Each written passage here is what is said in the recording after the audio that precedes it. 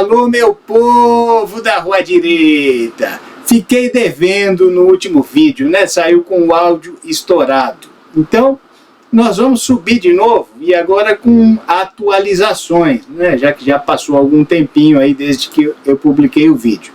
O assunto de hoje vai ser aquele que anda escondido nas catacumbas do Congresso Nacional, que é para ninguém fique sabendo das reais intenções do projeto de lei. Isso mesmo, quanto menos gente inteirada, melhor. Para eles, claro. Eu estou falando da reforma tributária. E eu já vou começar mandando a real. Em primeiro lugar, não tem como diminuir impostos se os gastos do governo não diminuírem. Ou seja, esquece. Governos de esquerda gastam muito para fazer seus programas sociais eleitoreiros. São esses programas que garantem a perpetuação deles no poder. E outra, existem medidas comunistas ocultas nas entrelinhas do projeto. E eu vou mostrar quais são e provar que elas são comunistas realmente. Sempre embasado em literatura e dados, como eu sempre faço, vocês que já me conhecem, né?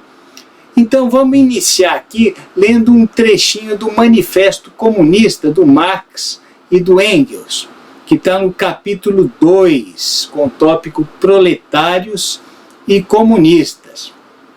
Metas: abolição do direito de herança e pesado imposto progressivo. Inclusive, quem costuma passear aí pelas redes sociais ultimamente, tem visto muita publicação da esquerda falando contra o direito de herança. Esses são todos perfis pagos, tá, pessoal? Eles estão espalhando isso para já ir fazendo a cabeça da população.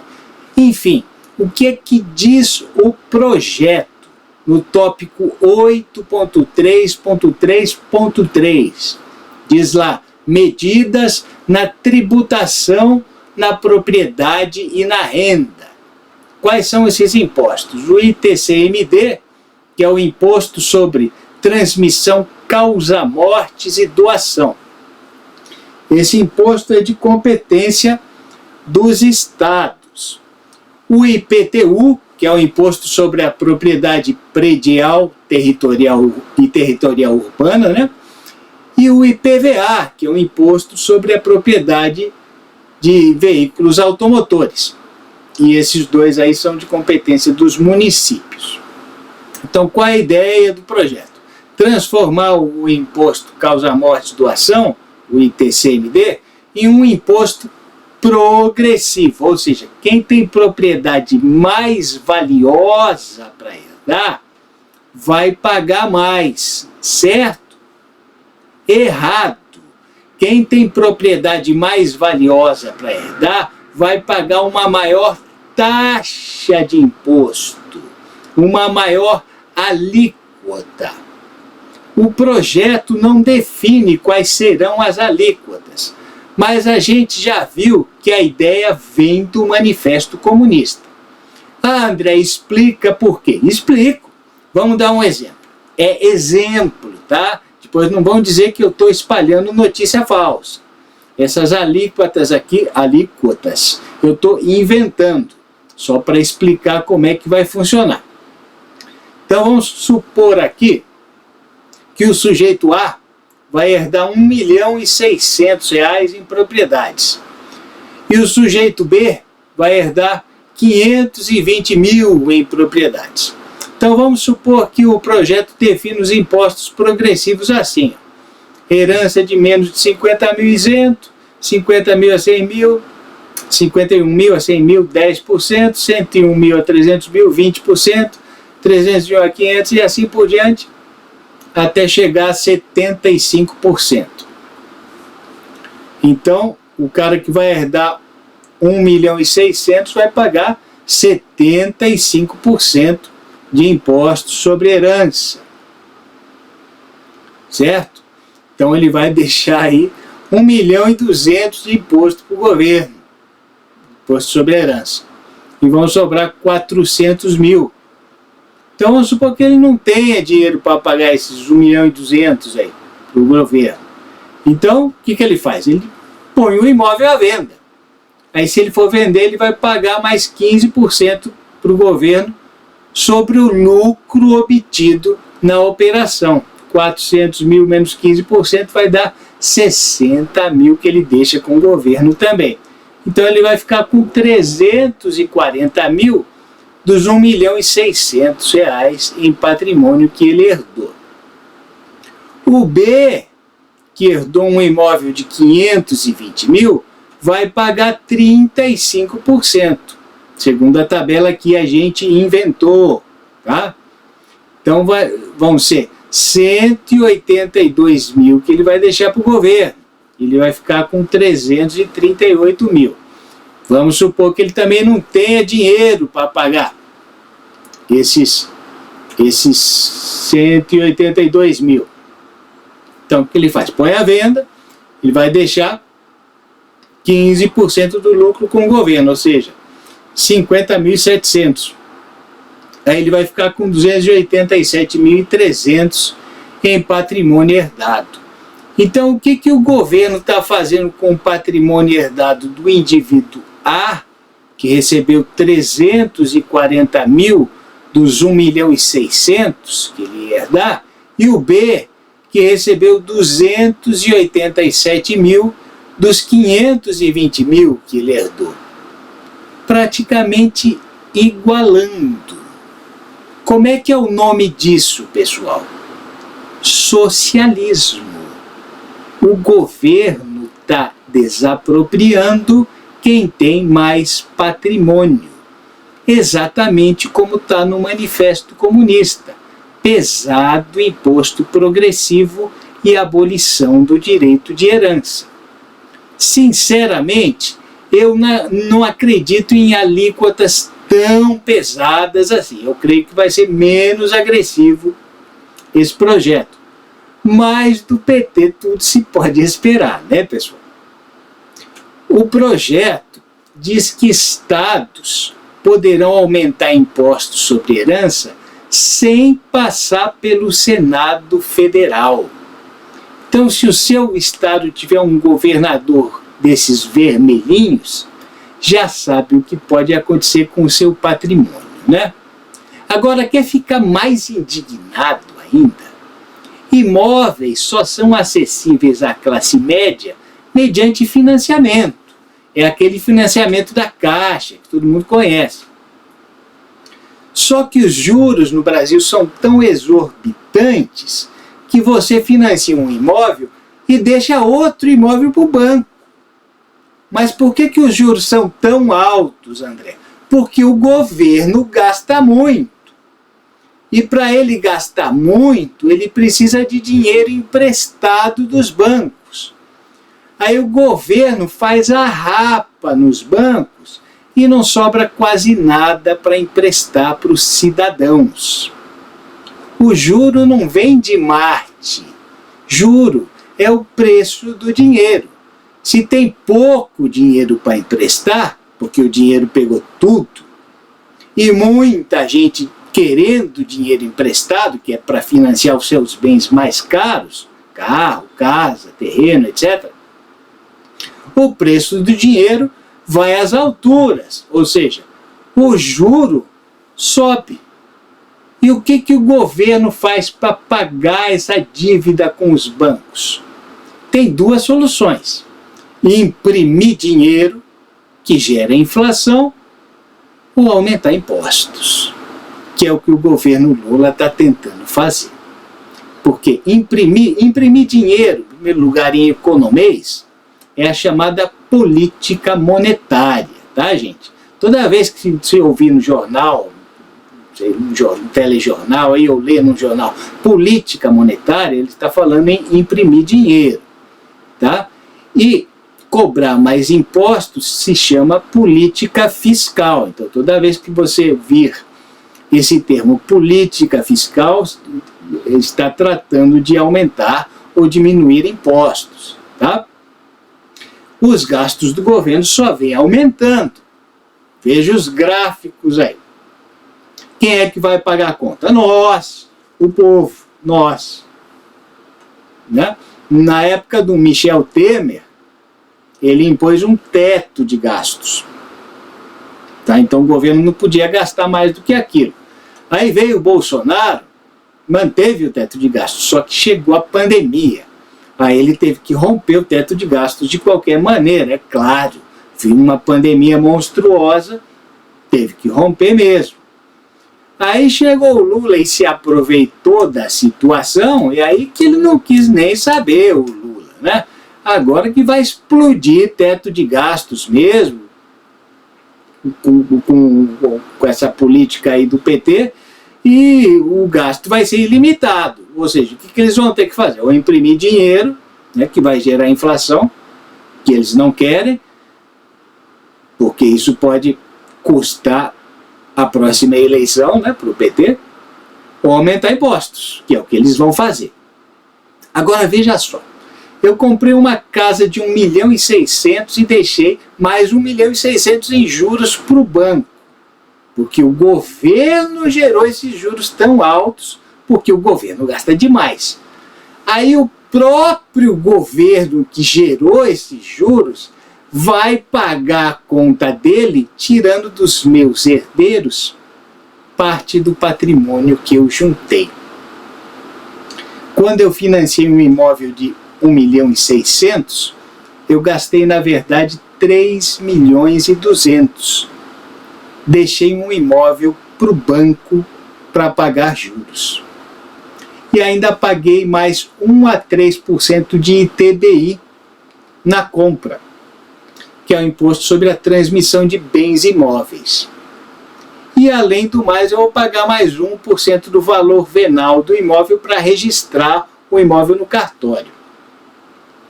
Ah, eu não estou usando o imóvel.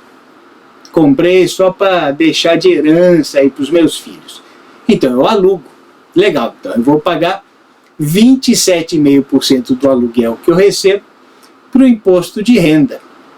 E, além disso, mais 6% para a imobiliária, porque hoje em dia é praticamente impossível alugar um imóvel sem imobiliária, né, pessoal? O Brasil não tem segurança jurídica para isso. Quer ficar mais mal-humorado ainda? Qual vai ser a tendência do mercado imobiliário a médio prazo? Ninguém mais vai querer comprar imóvel. Baixa demanda, preço cai. O imóvel que você já tem vai valer menos ainda. Então os seus herdeiros podem ficar com quase nada do que você investiu. Pronto. O governo, usando de artimanhas fiscais, aboliu o direito de herança, que fica garantido apenas na Constituição Federal, no artigo 5º, inciso 30, que tutela o direito de herança como um direito fundamental da pessoa humana. Isso vai ser só no papel, não na prática. O socialismo iguala as pessoas na pobreza, não na riqueza. Isso a história mostra. Mas as pessoas insistem ainda em levar a sério essas ideologias, pessoal. Não dá para entender, parece uma religião. Parece uma religião. Outro ponto da reforma que avança mais em direção ao socialismo: IPVA progressivo em relação ao impacto ambiental do veículo e ao seu valor. Ou seja, quanto maior o carro e quanto mais caro, por exemplo, aquela Hilux a diesel, maior o imposto, certo? Não, maior a taxa de imposto, maior a alíquota, igualzinho ao que a gente viu lá atrás nos imóveis. Então o que vai acontecer? A classe média não vai mais ter condições de comprar nem de manter carros melhores. Todo mundo vai para o carro popular, exceto quem é muito rico. Então, o que o IPVA progressivo está fazendo com o patrimônio das pessoas, no caso de veículos automotores? Igualando e na pobreza. Isso é socialismo. Mais um trechinho do Manifesto Comunista para vocês. Está lá no capítulo 2 também, tá? Meta: centralização nas mãos do Estado de todos os meios de transporte. Eu posso te garantir que com esse IPVA progressivo, muita gente da classe média baixa vai vender o carro e passar para o transporte público, tá? Então já é mais um passo em direção ao socialismo. E calma que vem coisa pior. Esse lobo em pele de cordeiro aqui parece bonzinho, mas não é. Vai te devorar. Vai te devorar. A reforma quer diminuir os impostos em cascata da indústria para tentar recuperar o parque industrial brasileiro, que está encolhendo mesmo. O parque industrial brasileiro realmente está encolhendo, né? O que é imposto em cascata? É aquele imposto sobre imposto sobre imposto. Por exemplo, suponha que eu produzo carro, tá? Eu sou produtor de carros. Então eu vou precisar comprar pneu, né, para produzir o meu carro. O pneu é uma peça fundamental do carro, né? Concorda? Quem produz pneu precisa do quê? De borracha. Então ele vai precisar comprar borracha. Então, a borracha já tem um imposto para ela ser produzida. Então esse imposto vem embutido na compra de pneus. Então o cara que comprou o pneu vai pagar o imposto sobre a borracha. E o imposto sobre o pneu, porque o pneu também tem um imposto. E o cara que compra o carro, o dono da concessionária, paga o imposto sobre a borracha, tá? Sobre o pneu e sobre o carro. Tá? Então é imposto sobre imposto sobre imposto. Isso aí é um imposto em cascata. Tá? Então o governo, o governo não, o Congresso, né? Porque o projeto não é do Executivo, o projeto vem do Legislativo. Tá? Então o que o Congresso quer fazer? Acabar com o imposto em cascata, esse imposto sobre imposto sobre imposto. Dois exemplos clássicos aí do imposto em cascata são o PIS e o COFINS, que são impostos trabalhistas. Eles são cobrados a 3,65% da receita bruta para cada venda que se realiza, ou seja, nas várias etapas da fabricação. Se isso acabar, vai ser bom para a indústria, certo? Certo. A ideia do projeto, então, é unificar impostos, né? Então, o ISS, Imposto sobre Serviços, o IPI, Imposto sobre Produtos Industrializados, o COFINS e o PIS, que a gente já falou, né? COFINS é Contribuição para o Financiamento de Seguridade Social. E o PIS é Programa de Integração Social. O ICMS, que acho que todo mundo conhece, né? Imposto sobre Circulação de Mercadorias e Serviços. Então esses todos vão deixar de existir e vai entrar um novo imposto, que é o IVA, o Imposto sobre Valor Agregado.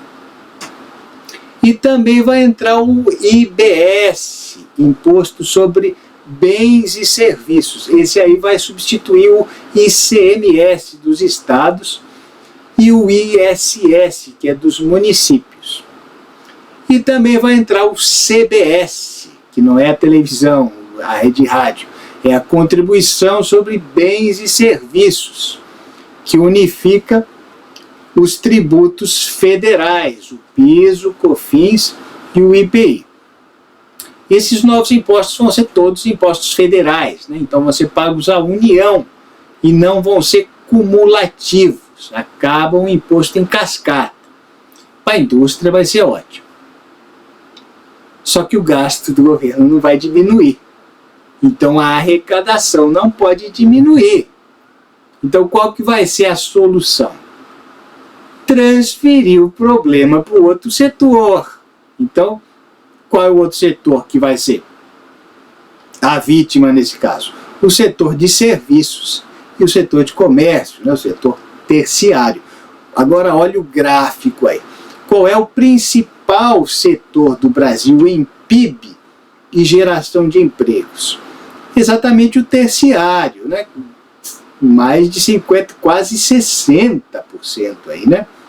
Então, o projeto vai tirar 500 bilhões de reais em impostos da indústria e transferir 20 bilhões para o agronegócio e 480 bilhões para o comércio e serviços. O que vai acontecer, então?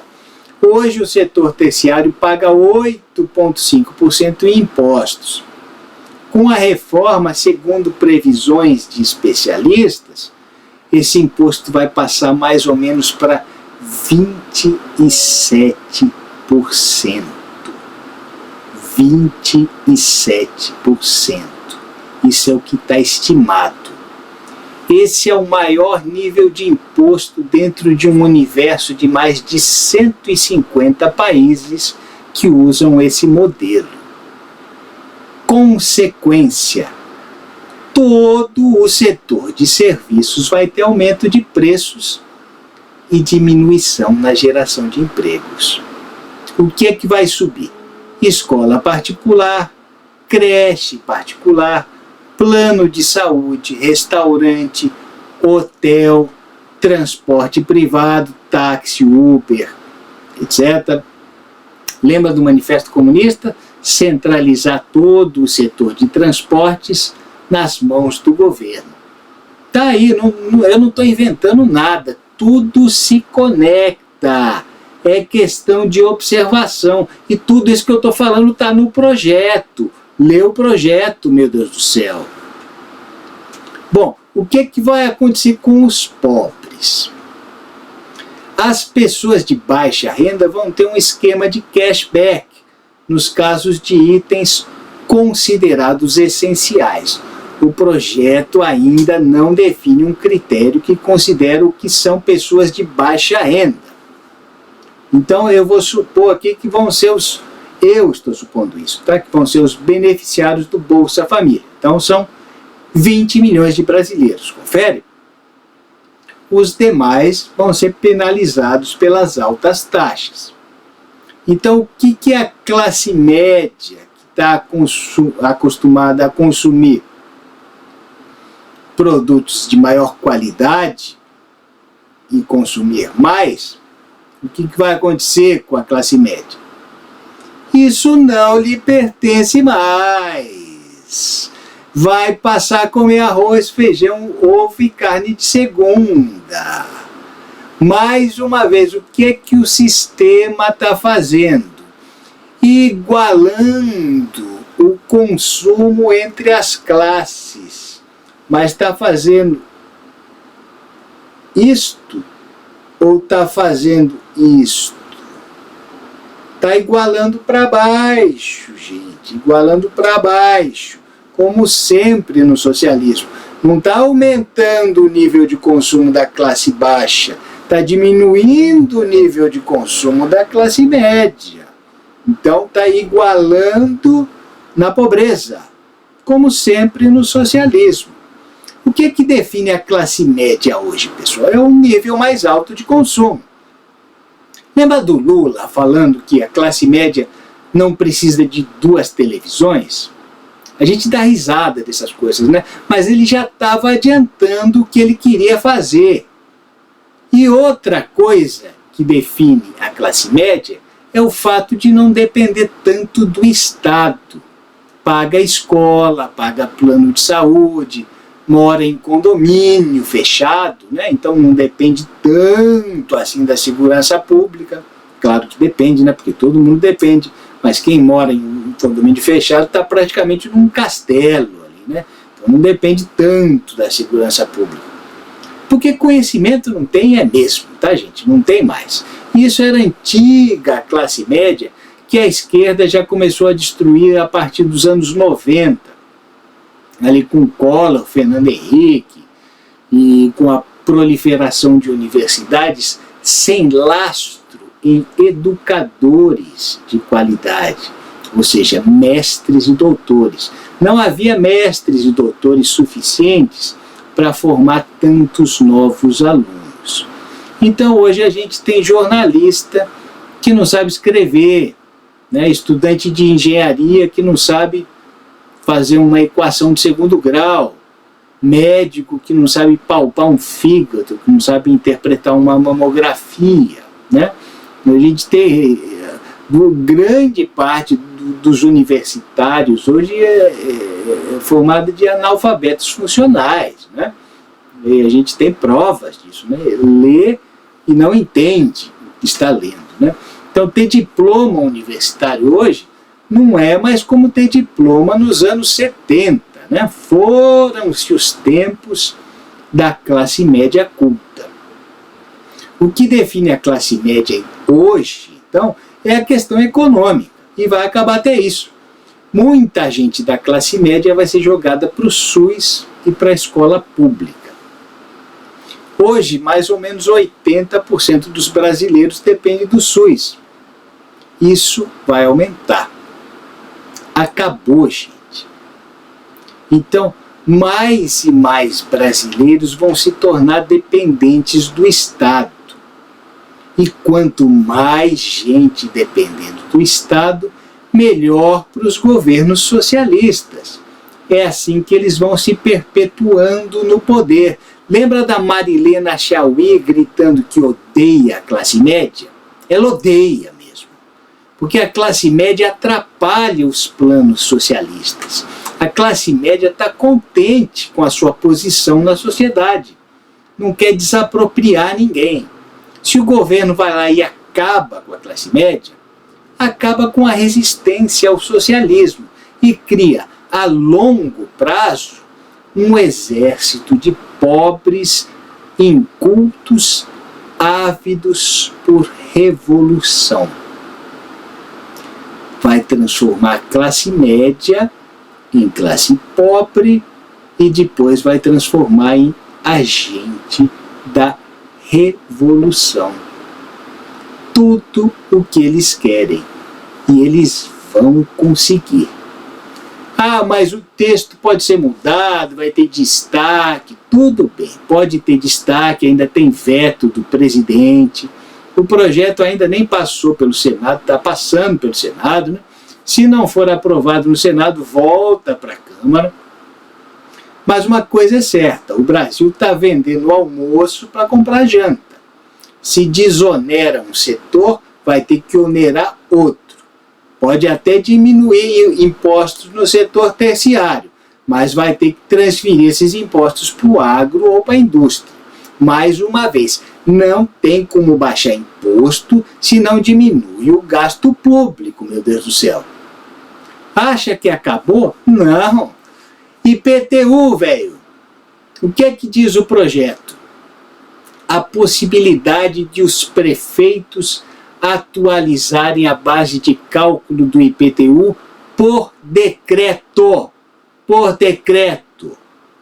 O que é que diz a Constituição sobre IPTU? No artigo 156, diz lá que compete aos municípios instituir impostos sobre a propriedade predial e territorial urbana, que poderão ser progressivos conforme o valor venal do imóvel e ter alíquotas diferentes de acordo com a sua localização e uso.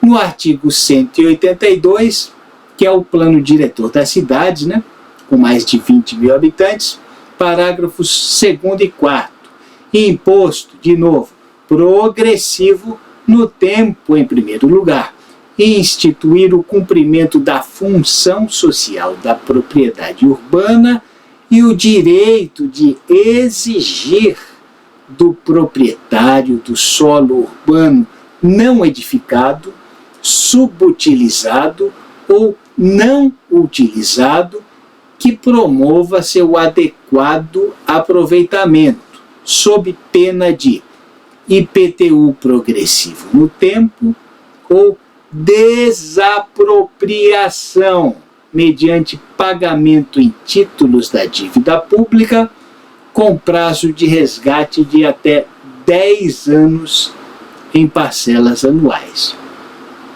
Em São Paulo, o Haddad, que foi prefeito lá da cidade, implantou esse IPTU progressivo.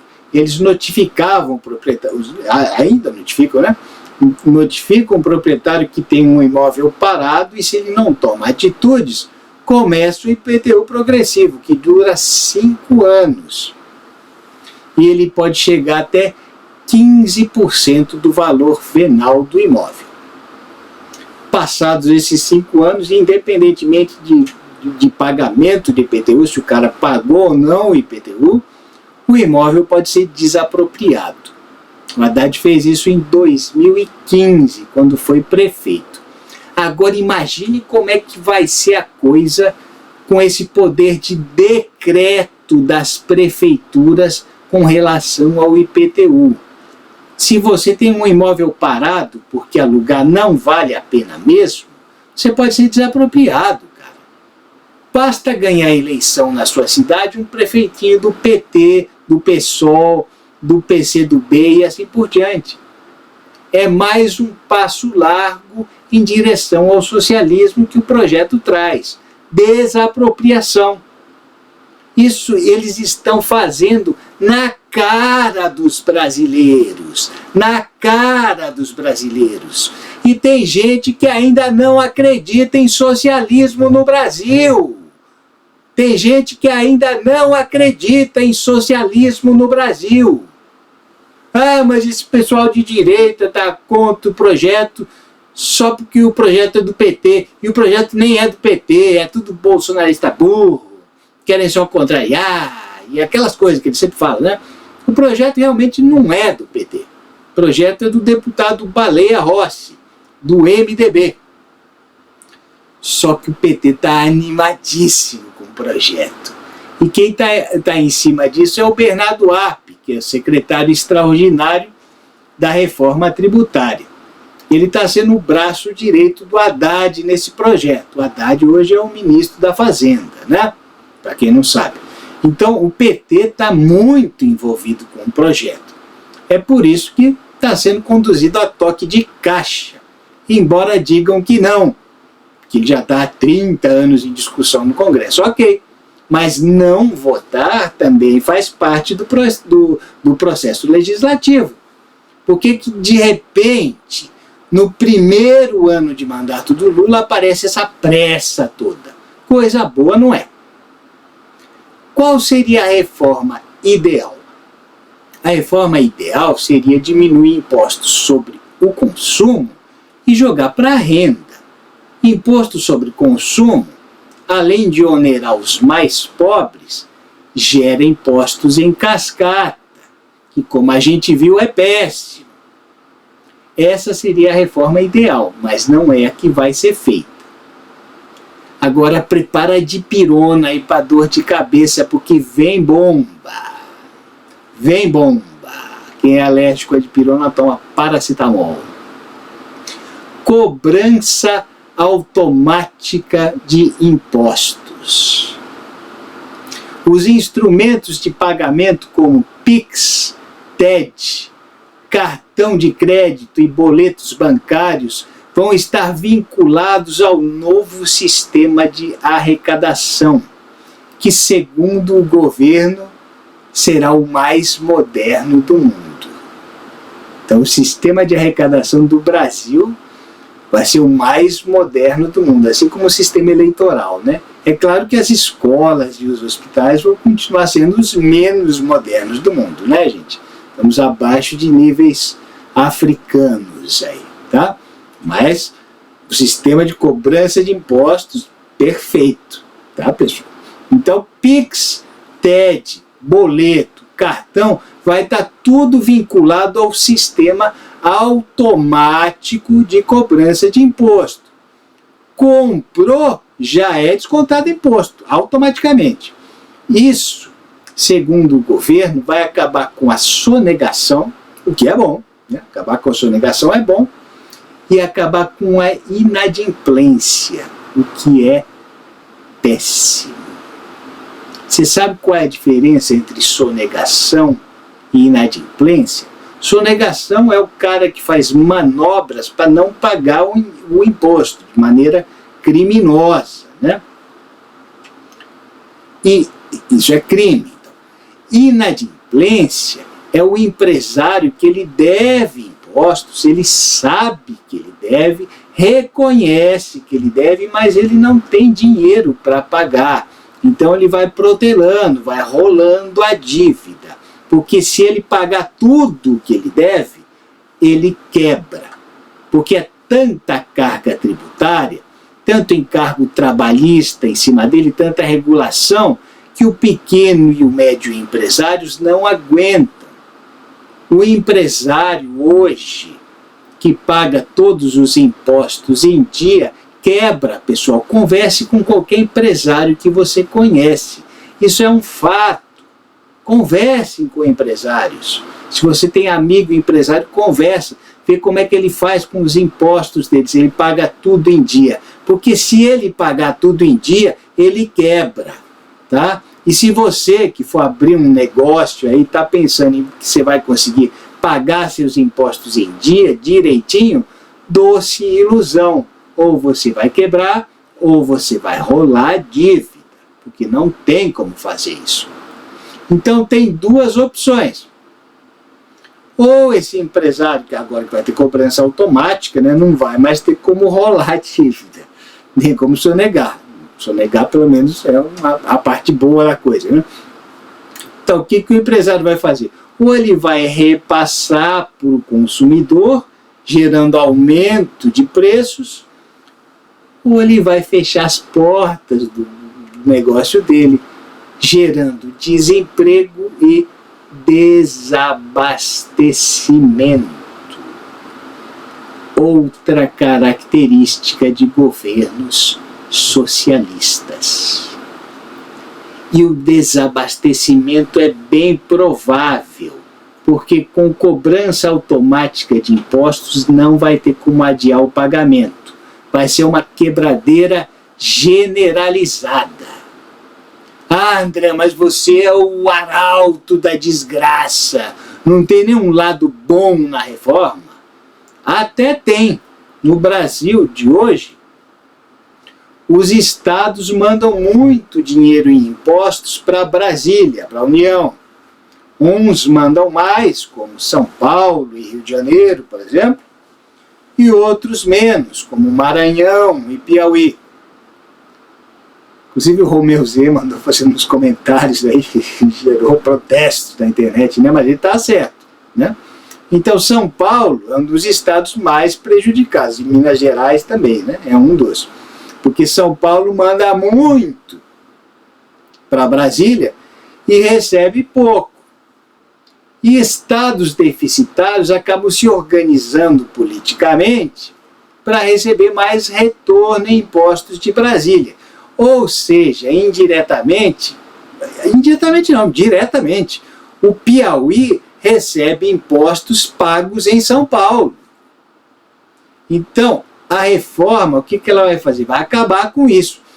Acabar com isso não sei, mas pelo menos vai tentar diminuir isso, porque ela vai criar um conselho federativo, que é formado pelos governos dos estados e as prefeituras das capitais. O governo federal não vai ter cadeira.